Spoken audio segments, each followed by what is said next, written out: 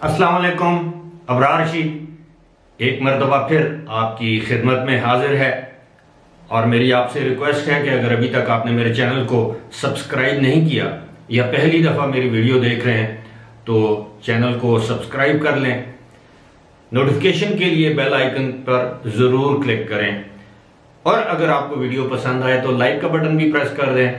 इससे बेसिकली हम लोगों को फ़ायदा होता है। आपका बहुत बहुत शुक्रिया। मैं सोच रहा था कि इस मौजू पर मैं वीडियो ना बनाऊं, लेकिन कमेंट बॉक्स या कमेंट सेक्शन भरा पड़ा है कि यूएई से पाकिस्तान की फ़्लाइट्स का क्या है, क्या सूरत हाल है, पाकिस्तान की फ़्लाइट्स आ रही हैं कि नहीं आ रही। अब यकीन कीजिए, जो लोग मुझे रेगुलरली देखते हैं उनके इल्म में है कि यूएई से, यहाँ तक कि सऊदी अरब से, बल्कि किसी भी मुल्क से पाकिस्तान के लिए आने वाली फ़्लाइट्स जो है उन पर कोई पाबंदी नहीं है, सिवाय साउथ अफ्रीका के, ब्राज़ील के और किसी हद तक हम कह सकते हैं कि यूके के, और कुछ चंद एक और ममालिक हैं, नाइजीरिया है उसमें और इंडिया है। इसके अलावा तमाम ममालिक से पाकिस्तानी अपने मुल्क में आ सकते हैं, सिवाय उन ममालिक के जिस तरह मैंने जिक्र किया है जो कि रेड लिस्ट पर है। अब ये बात तो क्लियर हो गई कि एक मरतबा फिर आप देख, एक तरफ तो लोग मुझे कहते हैं कि जी हम आपके रेगुलर व्यूअर्स हैं, और दूसरी तरफ वो सवाल ये करते हैं कि जी आप तारीख बताएं कि यूएई से पाकिस्तान के लिए फ़्लाइट्स की क्या सूरत है। तो मेरे भाइयों, वो फ़्लाइट्स खुली हैं। अब जो लोग ये सवाल करते हैं कि मैं तारीख बताऊं, अपनी मर्जी की तारीख वो मुझसे चाहते हैं कि पाकिस्तान से यूएई की फ़्लाइट्स कब खुलेंगी। अगर मेरे इल्म में होता तो ये मैं आपको क्यों ना बताता। मुझे बड़े अफसोस से कहना पड़ता है कि मैं एक किसी अपने कोलीग यूट्यूबर की वीडियो देख रहा था और उसमें जो टाइटल था या थंबनेल था उस पर लिखा हुआ था कि पाकिस्तान से यूएई की फ्लाइटें खुल गईं, तारीख आ गई। बड़ा अफसोस हुआ।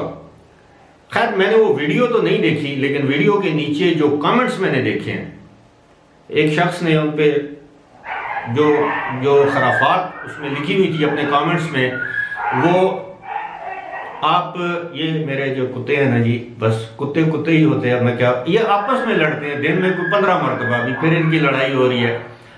अब खैर आते हैं अपने मौजू की जानिब। पहले मैं दरमियान में वीडियो रोक देता था, अब मैं कहता हूँ भौंकने दो, लड़ने दो इनको, ये किसी के कहे में नहीं है। अब मैं खुद बाहर जाऊं, इनको रोकूं टोकूं। खैर, ऐसी कोई बात नहीं है। मैं आपको बड़े वसूख से कह रहा हूं कि पहले ये इम्कानात थे, यानी जो पाकिस्तान की सिविल एविएशन अथॉरिटी या एयरपोर्ट्स को जो अहकामात मिले हुए हैं यूएई की जानिब से, वो अहकामात ये हैं कि जी फ्लाइट्स जो हैं वो 30 मई तक बैन है। लेकिन अब सिविल एविएशन के जराए हमें बता रहे हैं कि जिस तरह उन्होंने 14 जून तक की तारीख दे दी है इंडिया की फ्लाइट्स खोलने, यानी 14 जून के बाद इंडिया की फ्लाइट्स खोली जाएंगी, तो इसी तरह पाकिस्तान को भी आप ये समझें कि जोड़ दिया गया है इंडिया की फ्लाइट्स के साथ। अब बज़ाहिर ऐसा हो नहीं सकता कि पाकिस्तान की फ्लाइट्स खुल जाएं और इंडिया, बांग्लादेश और श्रीलंका, नेपाल की फ्लाइट्स ना खोली जाएं। अगरचे ये एक एक करके फ्लाइट्स खोलेंगे, यानी पैसेंजर फ्लाइट्स पाकिस्तान से, इंडिया से, बांग्लादेश, श्रीलंका और नेपाल वगैरह से, लेकिन फिलहाल जो इम्कानात हैं, मैं इम्कान के ऊपर आपको खबर दे रहा हूं, ये हतमी तौर पर नहीं है। इम्कानात ये हैं कि पाकिस्तान पर भी 14 जून तक की पाबंदी लगाई जाएगी, क्योंकि गुज़श्ता रोज ही बहरीन ने भी पाकिस्तानी पैसेंजर्स पर पाबंदी लगाई है, और ये पाबंदी भी एक लिहाज से मैं समझता हूं कि गैर मुअय्यना मुद्दत तक के लिए है। सिमिलरली आज दिन तक पाकिस्तान और इंडिया की फ्लाइट्स पर पाबंदी है, पैसेंजर फ्लाइट्स पर पाबंदी है। सऊदी अरब के लिए, ओमान के लिए, पहले बहरीन एक मुल्क था, कुवैत के हवाले से मैं हतमी तौर पर कुछ कह नहीं सकता कि कुवैत की क्या सूरत हाल है, बाकी बहुत से ममालिक ऐसे हैं जहां पर इस वक्त ये समझा जा रहा है, और मैं समझता हूं कि किसी हद तक नहीं, बहुत ज्यादा हद तक दुरुस्त समझा जा रहा है कि इस वक्त साउथ एशिया, जनूबी एशिया में वायरस की दूसरी और तीसरी लहर अपने अरूज पर है, जिसमें पाकिस्तान, इंडिया, बांग्लादेश और किसी हद तक श्रीलंका और नेपाल शामिल हैं। तो जब तक वबा के केसेस नीचे नहीं आते, अमवात नीचे नहीं आती, अभी आप देखें आज ही इंडिया ने जो ऐलान किया, गुज़श्ता रोज भी तकरीबन 4100 या 4200 के करीब मजीद अफराद जो है वो मौत के मुंह में चले गए कोविड-19 की वजह से। पाकिस्तान में भी रोजाना 60, 70, 80, 90, 100 ये इस तरह की अमवात हो रही हैं, किसी दिन 50 भी हो जाती हैं। लेकिन जब तक ये अमवात और केसेस की सूरत हाल में बेहतरी नहीं आती, उस वक्त तक आप भूल जाएं कि यूएई वाले अपनी मुल्क के लिए पाकिस्तान से फ्लाइट्स खोलेंगे। उसकी बड़ी वजह आप सब जानते हैं, एक्सपो 2020 है।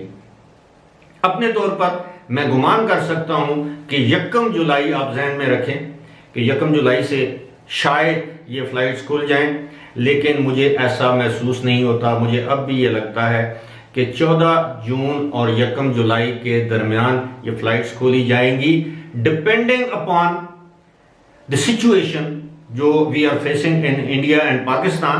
क्योंकि पाकिस्तान में भी अब बहुत से ममालिक इस बात पर शक को शुबे का इजहार कर रहे हैं कि चूंकि पाकिस्तान में बहुत से लोग केसेस मतलब टेस्ट नहीं करवाते, घरों में इलाज करवाते हैं, केसेस की तादाद कहीं ज्यादा हो सकती है, अमवात की तादाद कहीं ज्यादा हो सकती है, उसी तरह जिस तरह इंडिया में। दूसरी बात यह है कि पाकिस्तान में तो वैक्सीनेशन का अमल अभी शुरू हुआ है, तो जब तक पाकिस्तान से वैक्सीनेशन का अमल शुरू नहीं हो जाता, लोग 2 डोजेज नहीं लगवा लेते, ऐन मुमकिन है उसके बाद भी ऐलान किया जाए कि यूएई में सिर्फ वही लोग आ सकते हैं जिन्होंने वैक्सीनेशन करवा रखी है। यूएई शायद पाबंदी ना लगाए चाइनीज वैक्सीन वाली, जिस तरह सऊदी अरब ने लगा रखी है, क्योंकि यूएई में तो खुद साइनोफार्म वैक्सीन कसरत से इस्तेमाल हो रही है, लगाई जा रही है।